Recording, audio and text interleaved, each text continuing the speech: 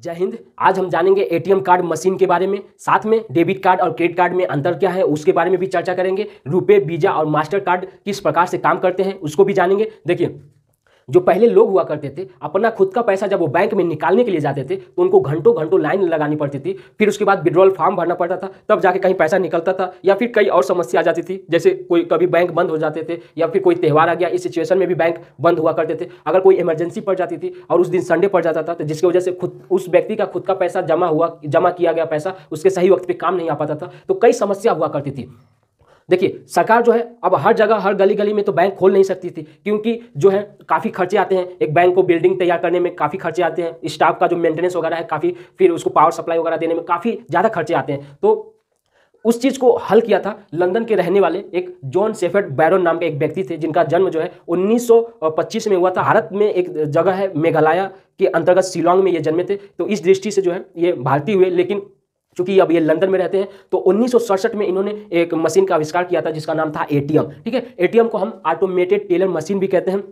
देखिए, एटीएम जो है वो जिस प्रकार से बैंक पैसा निकालती है उसी प्रकार से एटीएम भी पैसा निकालती है। ठीक है, जितना बैंक देती है उससे उतना एटीएम भी दे देती है, तो एटीएम में जो खर्चा है वो काफ़ी कम पड़ा और जगह जगह इसको लगाया जा सकता है। ठीक है, और आप लोगों ने हर चट्टी चौराहे पे देखा भी होगा कि जो एटीएम कार्ड होते हैं हर जगह लगभग एटीएम मशीन लगाए जा चुके हैं। अब एटीएम मशीन जो है काम कैसे करती है, तो देखिए, बैंक जो है एक डेबिट कार्ड प्रोवाइड करवाता है। आप समझते हैं कि डेबिट कार्ड की खूबियां और सिक्योरिटी के बारे में। डेबिट कार्ड बेसिकली काम करता है कि हमारा पैसा जो बैंक में जमा है, जब जो बैंक हम न जाके आसपास किसी एटीएम में जाएं, कार्ड लगाएं और 2 मिनट के अंदर अपना ही पैसा वो तुरंत वहां से निकल जाएगा। ठीक है, ये काम करता है डेबिट कार्ड इस प्रकार। देखिए, डेबिट कार्ड जो है वो उसके मदद से हम कभी भी अपना पैसा जो बैंक में जमा किए हैं वो 24/7 किसी भी वक्त हम एटीएम मशीन की मदद से हम उस पैसे को निकाल सकते हैं। ठीक है, डेबिट कार्ड का बेसिकली काम यही होता है, जितना बैंक पैसा देता है उतना ही एटीएम मशीन भी पैसा दे देती है। अब बैंक को लगाने में ज़्यादा खर्च आते थे, एटीएम को लगाने में कम खर्चे आते हैं, तो ये जगह जगह एटीएम जो है फिट हो गई, जिसकी वजह से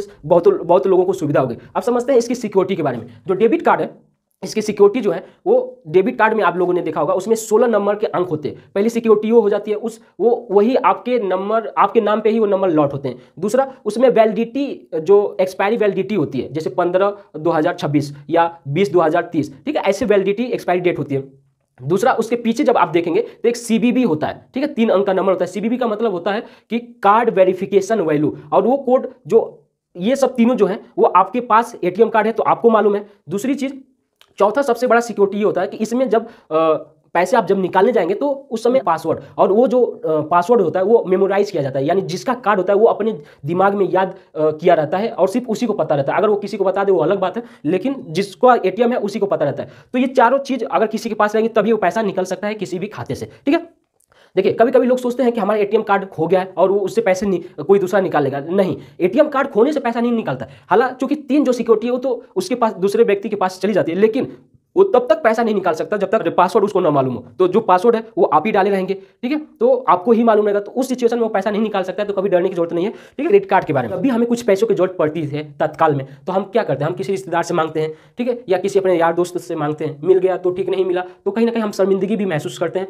और फिर अगला जो है हमें एक अलग नजरिए से देखने लगता है। या फिर दूसरा काम ये है कि हम उस समय के जो लोग हुआ करते थे वो साहूकार से लेने जाते थे पैसे, कर्ज जो होता है कर्ज वो लेने जाते थे, तो साहूकार क्या करता था, इस चीज़ का फायदा उठाता था। वो क्या करता था, 5% प्रति महीने के दर से वो पैसा देता था। 5%, 10%, यानी कि 5% का हिसाब भी रखा जाए तो 12/60 यानी कि 60% जो है ब्याज हो जाता था उस पैसे का, यानी जितना पैसा नहीं होता था उससे ज़्यादा लोग ब्याज भरते थे। ठीक है, तीसरा जो रास्ता होता था बैंक होता था, तो बैंक में क्या होता था कि जाते थे तो हम लगभग 15-20 दिन बैंक के चक्कर लगाते थे। फिर दूसरी, अगर बैंक जो है अलाउ भी करता था तो उसकी अपेक्षा जो है सिक्योरिटी मांगता था, यानी कि जितनी रकम निकालनी है, अगर 50,000 आपको रकम निकालनी है तो 50, 60, 70, 1 लाख आप कोई सिक्योरिटी रखिए, उसकी कोई चीज़ गिरवी रखिए, तब वो आपको पैसा देगा। तीसरी चीज़, इन सब के बावजूद, आपकी फॉर्मेलिटी पूरी होने के बावजूद भी क्या करता है, टेबल के नीचे आप घूस दीजिए, पैसा दीजिए, तब जाके कुछ पैसे मिलते थे और काफ़ी लंबा समय लग जाता था। इसी चीज़ को आसान बनाया क्रेडिट कार्ड ने। क्रेडिट कार्ड क्या करता है कि जब भी बैंक जो क्या करता है, जो वो व्यक्ति जो पैसा लेन देन में सक्षम है उनको क्रेडिट कार्ड प्रोवाइड करवाता है।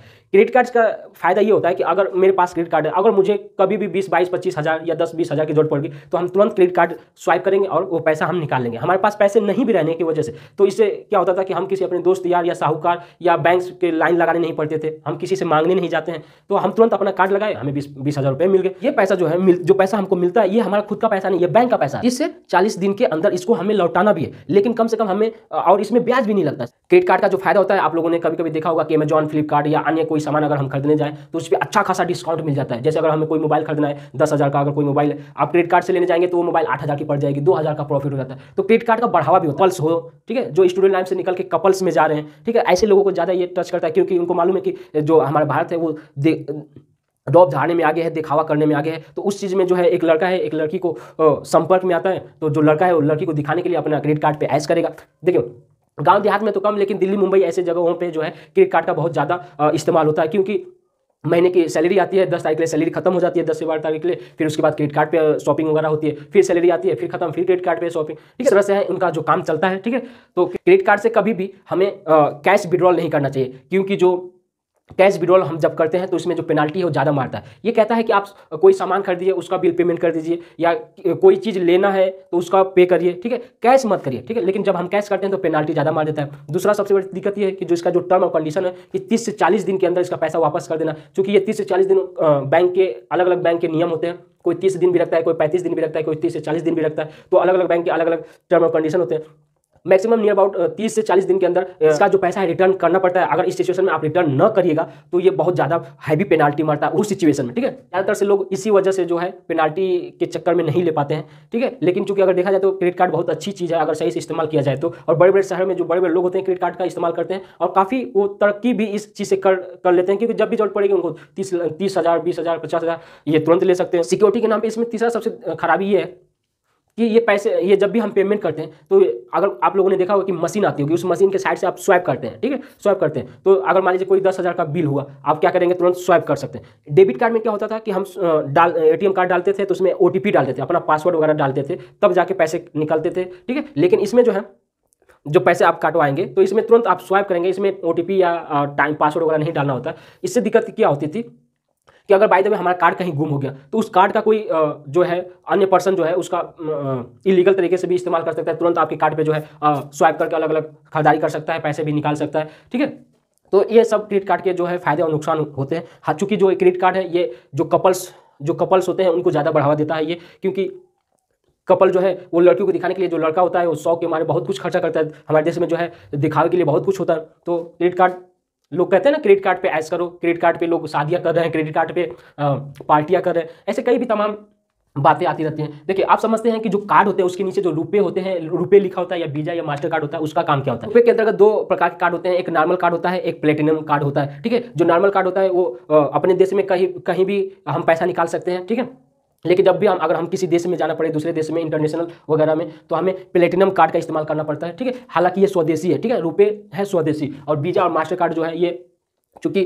ये विदेशी कंपनी है, लेकिन जो सबसे ज़्यादा मार्केट कैप्चर किया है वो वीजा ने किया है। 50% तो लगभग वीजा ही कार्ड ने मार्केट कैप्चर किया है, 30% मास्टर कार्ड ने किया, और 20% ही लगभग रुपए कार्ड ने कैप्चर कर पाया। चूँकि हम लोग ये चाहते हैं कि रुपए कार्ड जो है स्वदेशी है। हम देखिए, आत्मनिर्भर बनने की ओर जो है ये भी एक कदम है, और हम सभी को अपने देश के लिए आत्मनिर्भर बनना है, एक कदम उठाना है, तो स्वदेशी अपनाइए। ठीक है, तो इससे क्या होता है कि रुपए कार्ड का जब आप इस्तेमाल करते हैं तो आपका जो डाटा होता है वो सिर्फ आपके देश में ही रहेगा, और अगर वीजा मास्टर कार्ड का जो इस्तेमाल करते हैं तो ये डाटा आप, चूँकि इनका जो डाटा बेस है ये भी इंडिया में ही है, लेकिन ये कभी भी लीकेज हो सकता है, कहीं भी जा सकता है। खेल जो है आज के डेट में डाटा का है, डाटा से ही हमारे सारे इन्फॉर्मेशन लीक होते हैं, हमारे हर एक मूवमेंट का पता चलता है, तो डाटा सिक्योर होना बहुत जरूरी होता है। इसीलिए मास्टर कार्ड पे बैन भी लगाया गया है कि जब तक जो मास्टर कार्ड है वो डाटाबेस भारत में न खोले, डाटा हाउस, ठीक है, तब तक दूसरा अब नया मास्टर कार्ड वो इशू नहीं किया जा सकता। ठीक है, आप समझते हैं कि रुपए, वीजा और मास्टर कार्ड जो है काम कैसे करते हैं। देखिए, हमारा जो पैसा है वो SBI बैंक में, और ATM जो है SBI बैंक का है।